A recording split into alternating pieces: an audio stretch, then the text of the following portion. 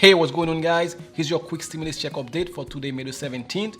And like we do every Sunday, guys, we let you hear directly from the lawmakers, the people working behind the scenes, doing all the negotiations. So today we have the House Speaker, the President's top economic advisor, and also Bernie Sanders. But first, guys, I have a quick update for SSI, SSDI, Social Security recipients. According to the IRS and the Social Security Administrations, if you typically receive your benefits through direct deposit or direct express card, you should have received your stimulus checks last week, May 13th. Clearly, that did not happen because most of you guys are still waiting for your stimulus checks either to direct express card or direct deposit. So here's a quick update I have for you. Some SSI, SSID Social Security recipients has reported that when they check the Get My Payment tool, the direct deposit date has changed from the IRS.gov website. It went from the 13th, some reported that it went from the 13th to the 28th, and also some reported that from the 13th to the 27th. So what I would advise you to do is go onto the IRS.gov website and use the Get My Payment tool to see if your deposit date has changed. We haven't been given any notice from the IRS about the payment date change, but some people has reported when they check the payment status, the date has changed. So now, if you try to Get My Payment tool from the IRS.gov website and you get payment status not available, here's what I need you to do. I need you to go onto the Social Security Administration website, SSA.gov, log into your account. If you do not have an account, create one and go onto your personal information to see exactly how they have your information listed on there. For example, if they have your street address as ST, or if it's spelled out, for example, Avenue, if they just have Ave or the whole thing spelled out, because what happened is the IRS got your information directly from the Social Security Administration. So the information have to match exactly what you input on the Get My Payment tool, otherwise it won't work. And also, I think if you try more than 5 times, the system will lock you out where you won't be able to check again for 24 hours. Some people has reported once they go and match exactly the information from the Social Security Administration website to the Get My Payment tool, it was able to work.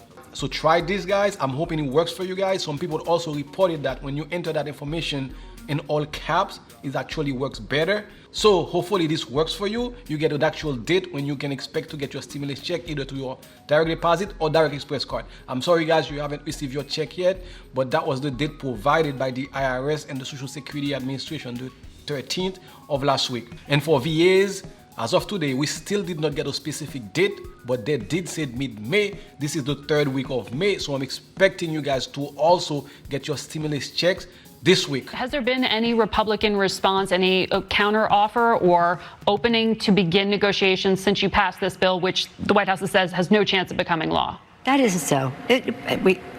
And no bill that is proffered will become law without negotiation. So, yeah.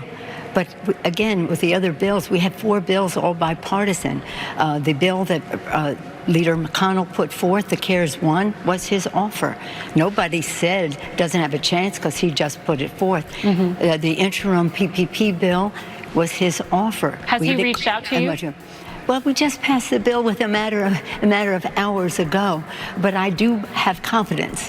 I have confidence because the American people and the governors and mayors, as I said, in a bipartisan way, know that we have to support our local government. That's where we have healthcare workers, police and fire, first responders, in other ways, emergency, our teachers, our sanitation workers, they're at risk of losing their jobs. Mm-hmm. Many of these people risk their lives to save lives, and now they may lose their jobs. And by the way, I think it's important to note that everything, it sounds like a big number, but everything that we have in the state and local column there is less than the Republicans put in their tax scam to give 83% of the benefits to the top 1%. Liability protections for employers. That's what Republicans say is their red line. To get what you want, what will you give on that?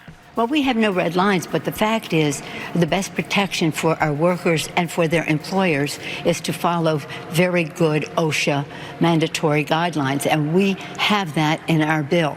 And that protects the workers, protects their lives, as well as protects the employer if they follow the guidelines. Remember, when people go to work, they go home. They could bring it home to their children, or they could bring it home to a senior living in their home. This is beyond just the individual at work.